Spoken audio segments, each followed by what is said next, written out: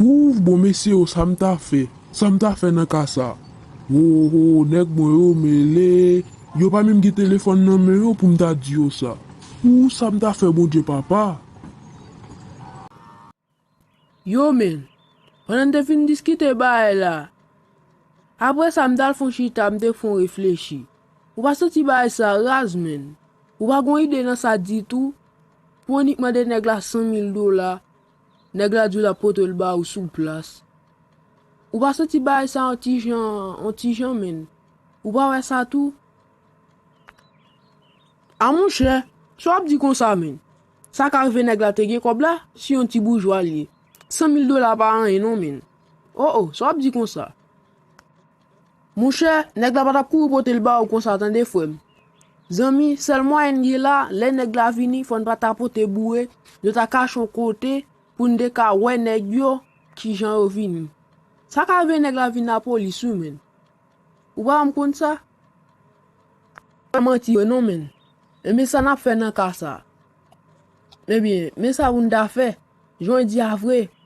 Et pour n'arrêter cachon côté n'a pas contrôle nèg yo les arrivé parce que m'te geta ba adresse là déjà. N'a pas contrôle nèg yo les arrivé. Et puis tout pour nous est-ce que mi c'est pour col. Et bien pas un chonon récent et ça lié même mon frère. Ah ok, m'gon ide. Mte ge kontak neg chen méchant yo. M'gale le yo pou yal potran fwa baz mwen yo.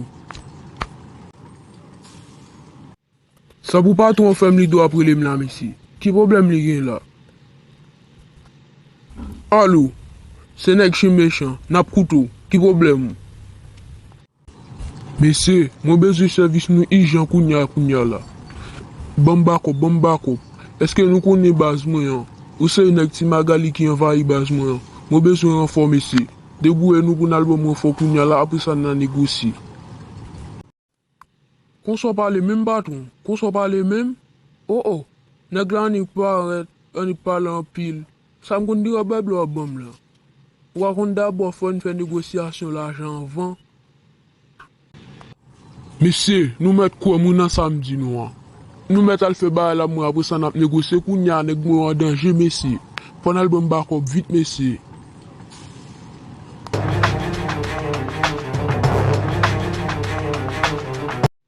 Ebyen ok boss la. Ebyen ok chanje kembe mou. E sou ou taban nou manti, wap pase mal ou nan bak ou nan kozi ya. Wap pase mal. Ti mesye, mbezon nou kounya ou, pou nan alba paton bakop. Fè vite an ali.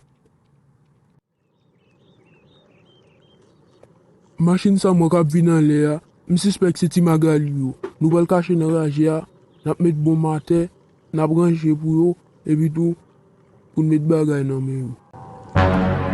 Bon so bal fe la zami, ou bal propose rentre wap fwape, pou fe negosyasyon an neg yo, epi tou etan sa, nap envahi neg yo. Pa ge problem non komandan, pa ge problem, mbal fe diyalog an neg yo, epi tou etan sa la pou n'bat pou n'sende neg yo.